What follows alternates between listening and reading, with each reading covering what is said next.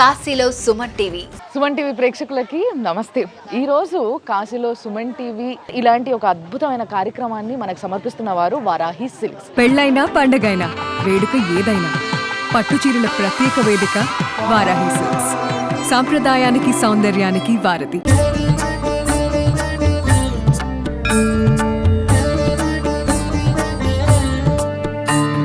సీతామడి అనే స్థలానికి వచ్చినాం.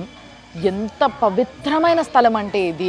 సీతమ్మ తల్లి తన జీవితం అంతా ఏదో ఒక బాధ, ఆ శ్రీరామచంద్రుడి నుంచి దూరమైనప్పటి నుంచి ఇంకా ఎంతో బాధని అనుభవించి ఆ అవతారాన్ని, ఆ తనువుని చాలించేటందుకు భూమాతని పిలుచుకుంది. సో ఆ తల్లిని పిలుచుకొని ఏడ్చుకుంటూ ఆమె దగ్గరికి వెళ్ళిపోయింది. అప్పుడు భూమాత భూమిని పెకిలించుకొని కింద నుంచి వచ్చి ఆ బిడ్డ అయిన సీతమ్మ తల్లిని ఒడిలో కూర్చోబెట్టుకొని తీసుకెళ్ళిపోయింది. ఈ విషయం అందరికీ తెలుసు. అదంతా జరిగింది ఎక్కడ? ఈ క్వశ్చన్ ఎవరికన్నా ఉంటే దానికి సమాధానమే సీతామడి. అవును, సీతామడి అనే ఈ ప్రాంతం, ఈరోజు నేను వచ్చిన ఏదైతే ఈ ప్లేస్ ఉందో ఇక్కడనే ఈ సన్నివేశం అంతా జరిగింది.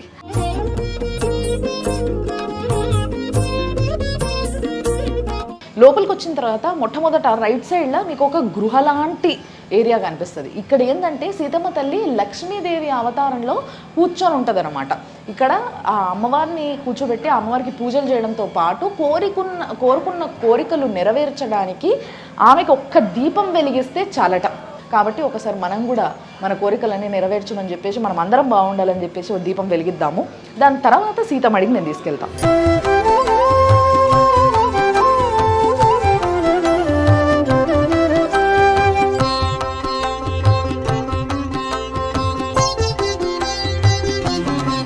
ఇప్పుడు ఆ సీతమ్మ తల్లి లక్ష్మీదేవై కూర్చొని అందరి మనసులో ఉన్న కోరికలు తీర్చే జాగా నుంచి ఆ ఇట్లా గుహలా ఉంది కదా, ఆ గుహల నుంచి ఇంకొక దారి ఉంది.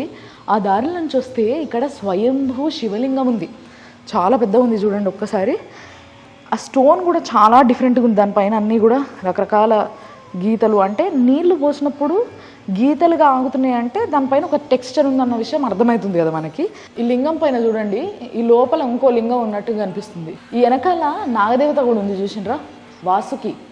శివలింగం ఎక్కడున్నా కూడా మీరు మంచిగా ఉంటే, మీరు పవిత్రంగా ఉంటే ఆ స్వామి మీద ఒక్క చుక్క జలం ఇట్లా మీరు వేయగలిగినా, ఆయనని ముట్టుకొని దండం పెట్టుకున్నా చాలు, ఆయన ఏది అడిగితే అది ఇచ్చేస్తాడు.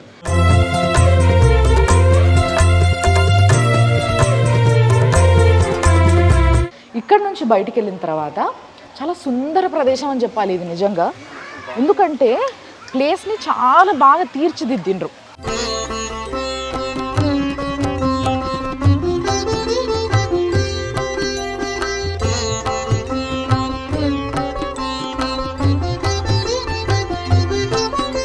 ఇక్కడ మీరు ఒకసారి ఇప్పుడు చూస్తున్నది ఏదైతే ఉందో ఆ మందిరం అంత బాగా కనబడుతుంది కదా, ఎంత అద్భుతంగా కట్టిర్రో ఆ గుడిని చూడండి.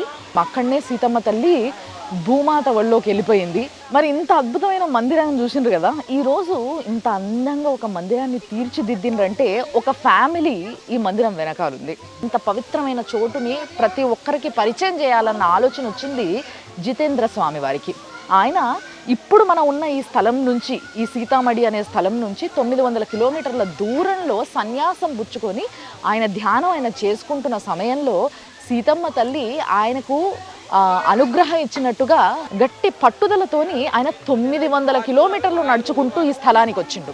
మహనీయులైన ఒక నలుగురు, అంటే ఒకే ఫ్యామిలీకి చెందిన నలుగురు ఈ గుడి వెనకాల ఉన్నారని చెప్పొచ్చు. ఈరోజు కన్హయ్య లాల్ పూజ్ అని చెప్పేసి ఆ పెద్ద ఆయన పేరు. ఈయన జితేంద్ర స్వామి వారు అడిగినప్పుడు ఆయన ఇది కట్టిస్తా అని చెప్పేసి ఒప్పుకున్నాడు.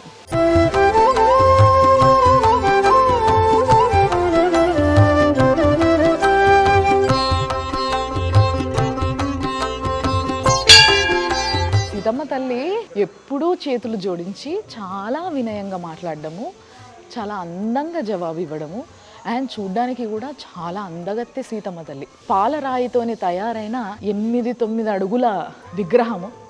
ఇంకా మిగతా అంతా చూస్తే మొత్తం అద్దమే. అన్ని మిర్రర్స్, చిన్న చిన్న మిర్రర్స్ని విరగొట్టి ఈ ఆర్ట్ అంతా చేయడానికి చాలా టైం పట్టి ఉంటుంది. వెనకాలంతా కూడా రామచంద్రుడు లవకుశలు ఇద్దరు గొడవబడ్డ సన్నివేశం ఉంటుందో సీన్ అంతా కూడా వెనకాల కనిపిస్తుంది చూడండి. ఆంజనేయ స్వామి మధ్యలో ఉన్నాడు. ఆయన చూసి వెంటనే సీతమ్మ తల్లికి పోయి అమ్మ నీ భర్త నీ పిల్లలు కొట్లాడుకుంటున్నారు అని చెప్పిండు. ఆ వెనకాల సీన్ అంతా కూడా చేసిండ్రు. అసలు ఈ మిర్రర్ వర్క్ చేయడానికి కూడా ఎన్ని రోజులు బట్టి ఉంటుందో టైము. 9 రూపాయలు 9 దుర్గలు ఏదైతే ఉంటాయో ఆ డోర్కి అటువైపు ఇటువైపు 2 డిజైన్ చేసిండ్రు. ఈ 3 అత్తల కాళ్ళు మొక్కుతున్న సీతమ్మ తల్లి భర్తతో కలిసి అరణ్యవాసంలో ఉన్నప్పుడు ఆయన తల దువ్వి జుట్టేస్తున్న ఒక సన్నివేశము. ఇట్లా అన్ని సన్నివేశాలని కూడా చాలా నీట్గా తీర్చిదిద్దిండ్రు.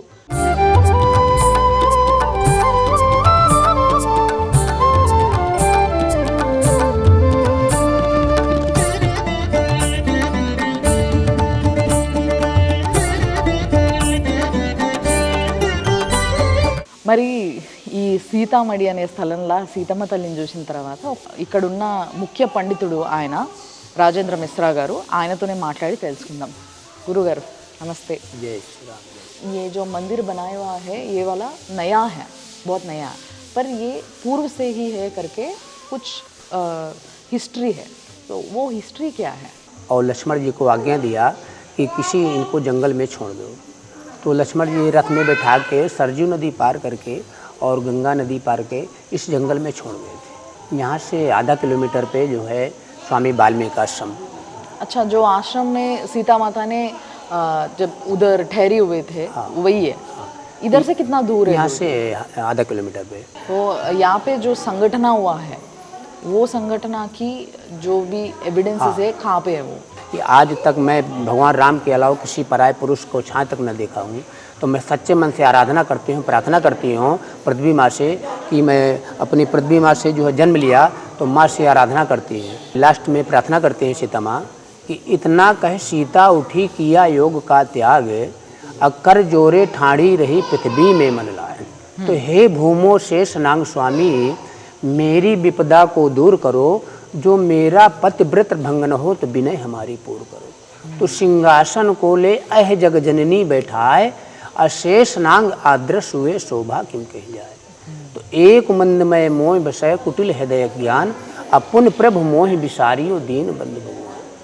इतना कहकर जो है पृथ्वी फट जाती है, सिंहासन को लेके जो है पृथ्वी माँ आ जाती है, जगत जननी माँ को जो है सिंहासन बैठा के विलुप्त होने लगती है। तो भगवान राम क्रोधित हो जाते हैं और उनके केश पकड़ लेते हैं सीता माँ के कि मैं सारे ब्रह्मांड को नष्ट कर दूंगा जो सीते मुझे छोड़ के तुम चली जाओगी। तो इसके नीचे सीता समाहित स्थल है और सीता केश वाटिका है। तो ये सीता समाहित स्थल सीतामढ़ी के नाम से विख्यात है। जो ये संगठन आपने बोला था वो पूरा हुआ सो स्थल है वो नीचे है? हाँ नीचे, अब डाउन नीचे जा सकते डाउन हैं। में सीता माँ लास्ट अच्छा।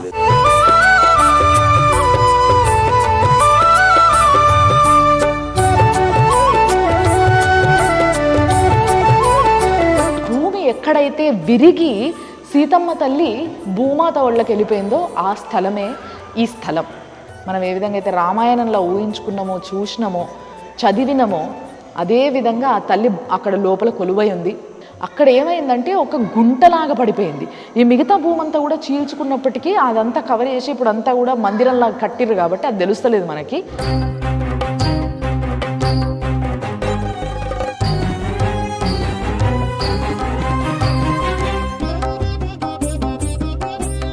ఈ సీతమ్మ తల్లి ఎక్కడైతే భూమాత ఒళ్ళకి చేరుకుందో అది ఆ ప్రాంతాన్ని బంకట్ అనే అరణ్యంలా తమ్సా అనే నది ఒడ్డుకి జరిగిందనమాట. ఇదంతా కూడా ఈ సంఘటన అంతా ఇంతసేపు మనం మాట్లాడుకున్నది. ఆ తమ్సా అనే నది ఏది అని అంటే కూడా ఇప్పుడు చూడొచ్చు మనం. ఆ తమ్సా అనే నది తర్వాత పోయి గంగామాతలనే కలిసింది. ఇప్పుడు ఆ తమ్సా నది ఈ వెనక నుంచి ఈ ముందు వరకు, అంటే ఇది ఒడ్డు కదా, తమ్సా నది ఒడ్డు కాబట్టి ఒడ్డుకే టెంపుల్ని కట్టిండ్రు. ఈ మందిరానికి చుట్టూ కూడా ఇట్లా కమలాలు, ఈ తమ్సా నది ఉంది. ఈ స్థలంలో జీవం ఇంకా ఉంది అని చెప్పొచ్చు. అంటే ఆ ఏదైతే త్రేతాయుగంలో సంఘటన జరిగిందో ఆ సంఘటనకి సంబంధించిన ఆనవాళ్ళు ఇక్కడ ఉన్నాయని చెప్పొచ్చు. ఇదేంది ఉత్తి గడ్డి అని అనుకోవచ్చు మీరు, కానీ నిజానికి ఆ తల్లి ఎప్పుడైతే భూమాత ఒళ్ళకు పోతుందో అప్పుడు ఆ శ్రీరామచంద్రుడు పాపం రోధిస్తూ తల్లిని ఆపడానికి పట్టుకుంటే ఆమె కేశాలు ఆయన చేతికి వస్తే ఆమె వెళ్ళిపోయేటప్పుడు ఆ కేశాలన్నీ కూడా అట్లా పడ్డాయంట. మొత్తం జుట్టు అంతా కూడా ఈరోజు గడ్డిగా మొలిచింది. ఈ గడ్డిని ఎవ్వరూ ముట్టుకోరట. అసలు ఒకవేళ తీసుకొచ్చి ఏదైనా ఆవును కానీ లేకపోతే ఇంకేమైనా పశుపక్షులు ఎవరైనా తీసుకొచ్చి ఇక్కడ వదిలిపెట్టినా కూడా అవి అసలు పొరపాటున కూడా తినవంట. ఎవరైనా పొరపాటున తెలిసో తెలియకనో వాటిని గుంజితే కింద భూమిలో నుంచి రక్తం వస్తుందంట. సో ఇలాంటి ఒక గొప్ప స్థలం అది. అంతటి పాపం నేనైతే చేయదలుచుకోలేదు, కానీ మీరైతే చూడొచ్చు వచ్చినప్పుడు. సో దీన్నే కేశవాటిక అంటారు ఇక్కడ.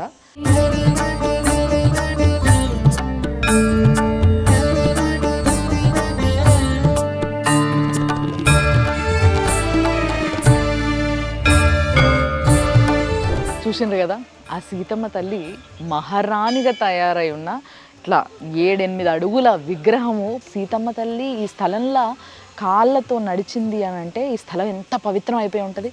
అలాంటి పవిత్రమైన స్థలాన్నే సీతామడి అంటారు. మరి ఆ సీతామడి అనే స్థలానికి తప్పకుండా మీరందరూ ఈసారి కాశీకి వచ్చినప్పుడు, ప్రయాగాకి వచ్చినప్పుడు ఆ రెండింటి మధ్యలో ఉన్న ఈ ప్రాంతానికి తప్పకుండా రావడానికి ప్రయత్నించండి. అత్యంత అద్భుతమైన స్థలము, ఎంతో మహిమాన్వితమైన స్థలము ఈ సీతామడి.